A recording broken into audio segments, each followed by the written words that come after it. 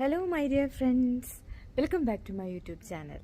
അപ്പോൾ ഇന്ന് ഞാൻ വേറൊരു വീഡിയോ ആയിട്ടാണ് വന്നിരിക്കുന്നത്. വേറൊന്നുമല്ല, ഒരു കുഞ്ഞു വീഡിയോ. ഇവിടെ ഒമാനിൽ ഞാൻ വർക്ക് ചെയ്യുന്ന ഹോസ്പിറ്റലും അതിൻ്റെ പരിസരവും ഒന്ന് കാണിക്കാമെന്ന് വിചാരിച്ചു.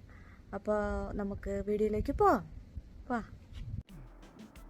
അപ്പോൾ ഗായ്സ്, ഇതാണ് ഞാൻ വർക്ക് ചെയ്യുന്ന ഹോസ്പിറ്റല്, ഒമാനിലെ വാദി അൽ സറാമി ഹോസ്പിറ്റൽ. ഇതാണ് കേട്ടോ, ഇതാണ് ഹോസ്പിറ്റൽ കോമ്പൗണ്ട്. ഇത് മെയിൽ സൈഡിലുള്ള എൻട്രൻസ് ആണ് അത് കേട്ടോ. പിന്നെ അത് അവിടെ ആംബുലൻസ് ഒക്കെ ഇടുന്നത് അത് വാച്ച്മാൻ്റെ റൂമാണ് ഇപ്പുറത്ത് കാണുന്നത്. കണ്ടില്ലേ, ഇത് കണ്ടില്ലേ, ഇത് നമ്മുടെ ഹോസ്പിറ്റൽ കോമ്പൗണ്ടിൻ്റെ ഉള്ളിലത്തെ കാഴ്ചകളാണ്. അതവിടെ പാർക്കിങ് നേരത്തെ നിങ്ങൾ കണ്ടായിരിക്കും അത്. പിന്നെ അതൊരു ചെറിയ മോസ്കാണ് കേട്ടോ, പ്രെയറിന് വേണ്ടിയിട്ട്. പിന്നെ ഇവിടുന്ന് ഇങ്ങനെ ഈ വഴി അങ്ങ് പോകുന്ന ബാക്ക് സൈഡിലേക്ക് പോകുമ്പോഴാണ് അക്കോമഡേഷൻ. ഈ സൈഡിൽ കാണുന്നത് മോർച്ചറിയാണ് കേട്ടോ. ലെഫ്റ്റ് സൈഡിൽ ചെറുതായിട്ട് കാണുന്നില്ലേ, അത് മോർച്ചറിയാണ്.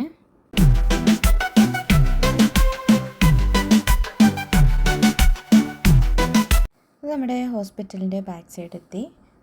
കാണുന്നത് ചെറിയ ബിൽഡിംഗ് ഇപ്പുറത്ത് കാണുന്നില്ല, അത് ക്യാൻറ്റീനാണ് കേട്ടോ. ക്യാൻറ്റീന്, പിന്നെ അവിടെ ലോണ്ടറി ഉണ്ട്. പിന്നെ ഇതൊക്കെ അക്കോമഡേഷനാണ്. ഈ ബിൽഡിങ്ങിലൊക്കെ സ്റ്റാഫിൻ്റെ അക്കോമഡേഷൻസ് ആണ് കേട്ടോ. Female villa, male villa. ഇതാണ് male accommodation. Okay, male staffs എല്ലാം ഇവിടെയാണ് നിൽക്കുന്നത്. ഇത് ഫീമെയിൽ അക്കോമഡേഷനാണ്. ഇവിടെയാണ് ഞങ്ങൾ താമസിക്കുന്നത്. 3 ബിൽഡിങ്ങും മെയിലിൻ്റെയും ഫീമെയിലിൻ്റെയും ഡോക്ടേഴ്സിൻ്റെയും വില്ലാസ് എല്ലാം അടുത്തടുത്താണ്. ഇത് ഡോക്ടേഴ്സ് വില്ലയാണ്. പക്ഷേ ഇപ്പോൾ ഇവിടെ ആരും താമസിക്കുന്നൊന്നുമില്ല, അവർ വേറെയാണ്, ഔട്ട്സൈഡാണ് താമസിക്കുന്നത്. അപ്പോൾ ഇതെല്ലാ ബിൽഡിങ്ങുകളും ഉണ്ടോ അടുത്തടുത്താണ്. ഗായ്സ്, ഇതാണ് കേട്ടോ എൻ്റെ റൂം. ആ വിൻഡോ കണ്ടില്ലേ, അത് ഹോസ്പിറ്റലും. 1 മിനിറ്റ് കൊണ്ട് നമുക്ക് ഹോസ്പിറ്റലിൽ എത്താം. ഇത് നമ്മൾ അക്കോമഡേഷൻ്റെ അവിടെ നിന്ന് നമ്മുടെ ഹോസ്പിറ്റലിലേക്ക് പോകുന്ന വഴിയാണ് കേട്ടോ. ഇത് നമ്മൾ ഹോസ്പിറ്റലിൻ്റെ ബാക്ക് സൈഡിലേക്ക് കയറാം. ഇവിടുന്ന് അവിടെ സ്റ്റെപ്പ് ഉണ്ടോ, അവിടെ നിന്ന് അങ്ങനെ കയറാവേ. ഈ കാണുന്ന ബിൽഡിങ്, ഇത് ഇവിടെ ലോണ്ടറി ഉണ്ട് ഈ സൈഡ്. അപ്പുറത്തെ സൈഡ് ഹോസ്പിറ്റൽ ക്യാൻറ്റീനാണ്. ഹോസ്പിറ്റലിൻ്റെ ബാക്ക് സൈഡാണ് കേട്ടോ. ഇനി നമുക്ക് ഹോസ്പിറ്റലിൻ്റെ വെളിയിലേക്കൊന്ന് പോയി നോക്കാം. ഈ ഏരിയ മൊത്തം വേസ്റ്റൊക്കെ ഇടുന്ന ഏരിയ ആണ് കേട്ടോ. അതവിടെ വേസ്റ്റ് ബോക്സ് ഒക്കെ ഉണ്ടല്ലേ. പക്ഷേ ഈ സൈഡിൽ കൂടെ വേണം നമ്മുടെ അക്കോമഡേഷൻ്റെ ബാക്ക് സൈഡിലേക്ക് പോകാനായിട്ട്. അപ്പോൾ അങ്ങോട്ടേക്ക് പോകാൻ വേണ്ടിയിട്ടാണ് കേട്ടോ ഞാൻ ഈ ഗേറ്റ് ഓപ്പൺ ചെയ്തത്. എവിടെ നിന്ന് നോക്കിയാലും ഈ മലകൾ മാത്രമേ ഉള്ളൂ. ബാക്ക് സൈഡിൽ ആരോ തേനീച്ചപ്പെട്ടി കൊണ്ട് വെച്ചിട്ടുണ്ട് കേട്ടോ. ഉണ്ടല്ലേ, എനിക്ക് തോന്നുന്നു എപ്പോഴാണ് ഇത് അവർ ഓപ്പൺ ചെയ്യുന്ന തേനെടുക്കുന്നതെന്ന് അറിയില്ല. എനിക്ക് തോന്നുന്നത് ഒരു 6 to 7 months ആണെന്ന് തോന്നുന്നു. എക്സാക്ട്ലി എനിക്കറിയില്ല കേട്ടോ. ഇവിടെ നിന്ന് ഇങ്ങനെ നടന്ന് പോകുമ്പം നമ്മൾ മോളിൽ നിന്നുള്ള വ്യൂ നോക്കിയേ താഴേക്ക്. അത് വെള്ളം ഒഴുകുന്ന സ്ഥലമാണ്. വെള്ളം വരുമ്പം നമ്മുടെ നാട്ടിലെ തോട് പോലെ നല്ല സൂപ്പറായിട്ട് വെള്ളം ഒഴുകും. പക്ഷെ ഇപ്പം ഇല്ല കേട്ടോ, ഇപ്പോൾ കുറേ നാളായി മഴ പെയ്തിട്ട്, അതുകൊണ്ട് കുറച്ച് വെള്ളമേ ഉള്ളൂ ആ സൈഡിൽ. പക്ഷേ നല്ല രസമായിരിക്കും ആ സമയത്ത്, വെള്ളം ഒഴുകുന്ന സമയത്ത്.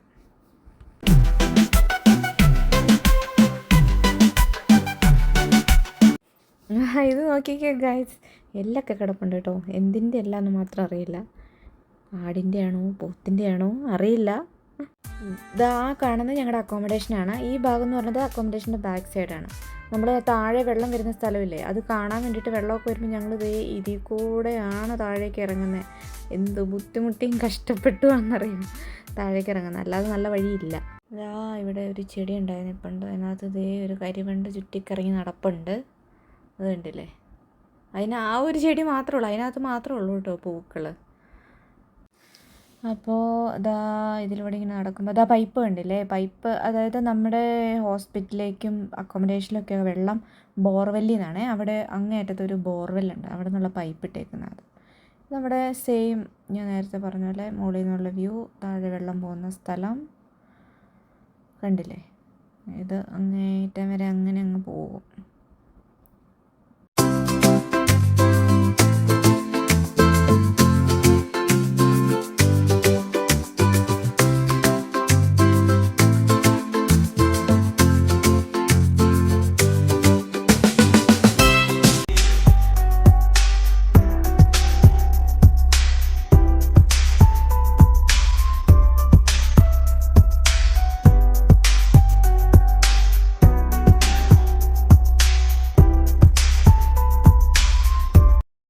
നമ്മൾ ആദ്യം തേനീച്ചപ്പെട്ടി ഇവിടെ വെച്ചേക്കുന്നുണ്ടല്ലേ, അതുപോലെ വെച്ചിരുന്ന സ്ഥലമാണ് കേട്ടോ. ഇപ്പോൾ അവരത് മാറ്റി, ഇത് 2 സ്ഥലവും അങ്ങനെ വെച്ചിരുന്നതായിരുന്നു.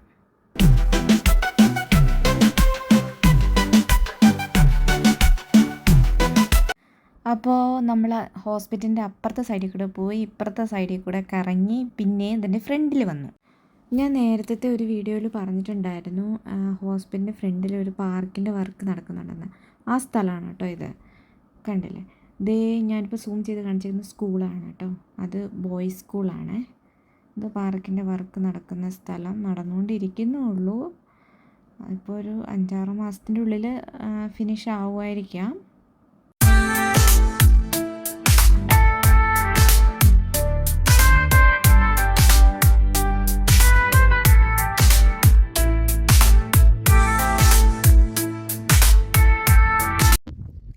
ഹലോ ഗേസ്, ഇപ്പോൾ ഞങ്ങളുടെ സ്ഥലമൊക്കെ കണ്ടില്ലേ, ഇതുപോലെയാണ്. എങ്ങോട്ട് തിരിഞ്ഞാലും ഈ മലകൾ മാത്രം. അതിനിടയ്ക്കുള്ളൊരു ജീവിതമാണ് സത്യം പറഞ്ഞാൽ ഇവിടുത്തെ ജീവിതം.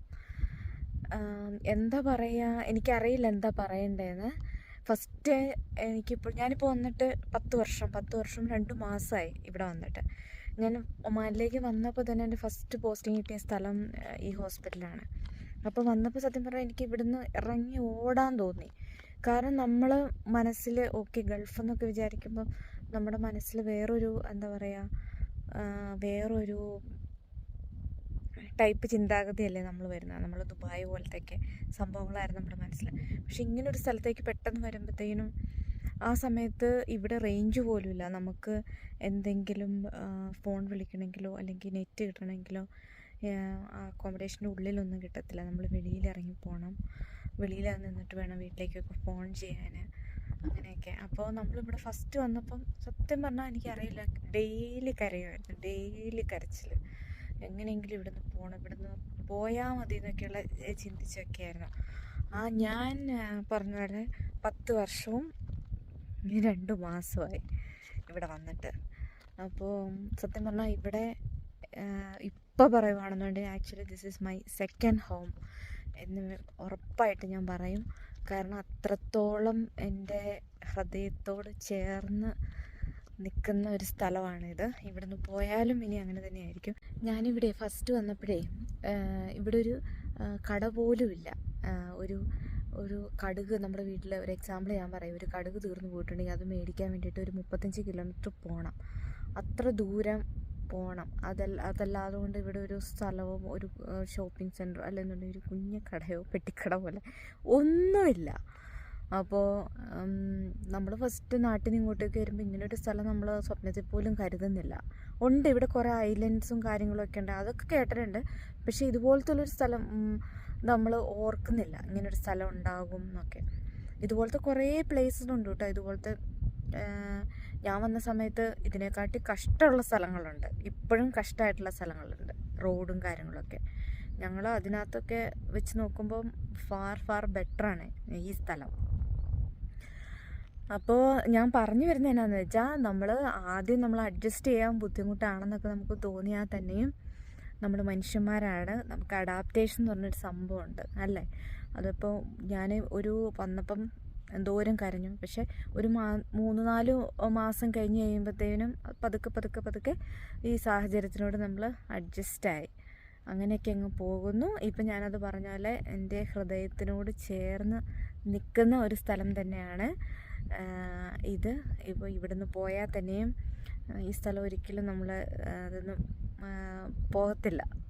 കാരണം അത്രയും പ്രിയപ്പെട്ട സ്ഥലങ്ങളിലൊന്നു തന്നെയാണ് ഇത്. അപ്പോൾ ഗൈസ്, കണ്ടില്ലേ ഇവിടുത്തെ വിശേഷങ്ങൾ? ഹോസ്പിറ്റലൊക്കെ കണ്ടില്ലേ? ഹോസ്പിറ്റൽ എന്ന് പറയുന്നുണ്ടെങ്കിലും അതൊരു ഹോസ്പിറ്റൽ സെറ്റപ്പൊന്നും ഇല്ല കേട്ടോ. അതൊരു പ്രൈമറി ഹെൽത്ത് സെൻ്ററില്ലേ നമ്മുടെ നാട്ടിലെ, അതാണ്. അഡ്മിഷനൊന്നുമില്ല, OP മാത്രമേ ഉള്ളൂ. പിന്നെ ഹോസ്പിറ്റലിൻ്റെ ഉള്ളിലേക്കൊന്നും ഞാൻ വീഡിയോ എടുത്തില്ല കേട്ടോ. കാരണം ചിലപ്പോൾ നമ്മൾ ഉള്ളിലേക്ക് വരുമ്പോൾ പേഷ്യൻസ് ഒക്കെ ഉണ്ടാവും. അപ്പോൾ വീഡിയോ ഒക്കെ എടുക്കുന്ന ഒരു പ്രശ്നമാണ്. അതുകൊണ്ടാണ് ഒന്നും എടുക്കാത്തത്, ഉള്ളിലേക്ക് എടുക്കാത്തത് കേട്ടോ. പിന്നെ ഞാൻ നേരത്തെ പറഞ്ഞ പോലെ നമ്മൾ ഫസ്റ്റ് വന്നപ്പോൾ കുറേ ബുദ്ധിമുട്ടുകളൊക്കെ ഉണ്ടായിരുന്നു. പക്ഷെ അതൊക്കെ ഇപ്പോൾ ഇമ്പ്രൂവ് ആയി. ഇപ്പോൾ നെറ്റ്വർക്കിൻ്റെ കാര്യമൊക്കെ ആണെങ്കിൽ ഞാൻ പറഞ്ഞല്ലോ, ഭയങ്കര പ്രശ്നമായിരുന്നു. ഇപ്പോൾ അതൊക്കെ മാറി, ഒരു കുഴപ്പമില്ല. ഇപ്പം ഹാപ്പിയായിട്ട് പോകുന്നു. പിന്നെ ഷോപ്പൊക്കെ ആണെങ്കിലും ഇപ്പോൾ അവിടെ അടുത്തൊരു ഷോപ്പ് പോകുന്നു. നമുക്ക് അത്യാവശ്യം വേണ്ട എല്ലാ സാധനങ്ങളും ഇപ്പോൾ അവിടെ കിട്ടും.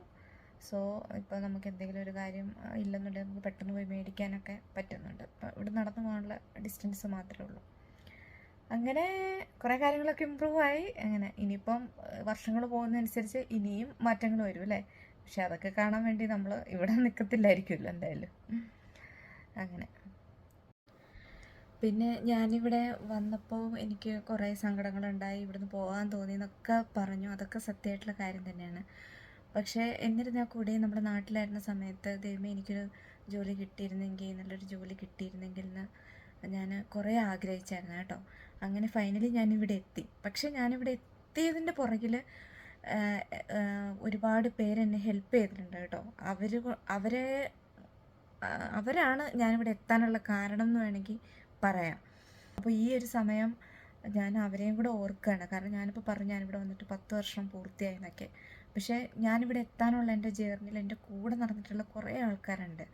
അപ്പോൾ അവരൊക്കെ എൻ്റെ ലൈഫിലുള്ളതുകൊണ്ടാണ് ആ കാര്യങ്ങളൊക്കെ അന്ന് നടന്നൊക്കെ പോയത്. കുറേ കാര്യങ്ങൾ എന്താ പറയുക ഈസി ആയിട്ട് നടന്നത്. അപ്പോൾ അവരിപ്പോഴും എൻ്റെ ലൈഫിൽ എന്നോട് ചേർന്ന് നടക്കുന്നവരാണ്. അവരെല്ലാവരും ക്ലോസ് ടു മൈ ഹാർട്ടാണ്. അപ്പോൾ എൻ്റെ ലൈഫിൻ്റെ എൻഡ് വരെയും അത് അങ്ങനെ തന്നെ ആയിരിക്കും. അപ്പോൾ ഈ ഒരു സമയത്ത് ഞാൻ അവരെയും കൂടി സ്നേഹപൂർവ്വം അല്ലെങ്കിൽ നന്ദിപൂർവ്വം അവരെയും കൂടെ ഞാൻ ഓർക്കുകയാണ് കേട്ടോ. അപ്പോൾ ഗൈസ്, വീഡിയോ എല്ലാവരും കണ്ടില്ലേ? കുറച്ച് നീണ്ടു പോയെന്ന് തോന്നുന്നല്ലേ. അപ്പോൾ വീഡിയോ എന്തായാലും ഇവിടെ അവസാനിക്കുകയാണ്. അപ്പോൾ നിങ്ങൾക്ക് വീഡിയോ ഇഷ്ടപ്പെടുന്നുണ്ടെങ്കിൽ ലൈക്ക് ചെയ്യുക, കമൻറ്റ് ചെയ്യുക, ചാനൽ സബ്സ്ക്രൈബ് ചെയ്യുക. അപ്പോൾ അടുത്ത വീഡിയോ കാണാം. Till then, tata, by.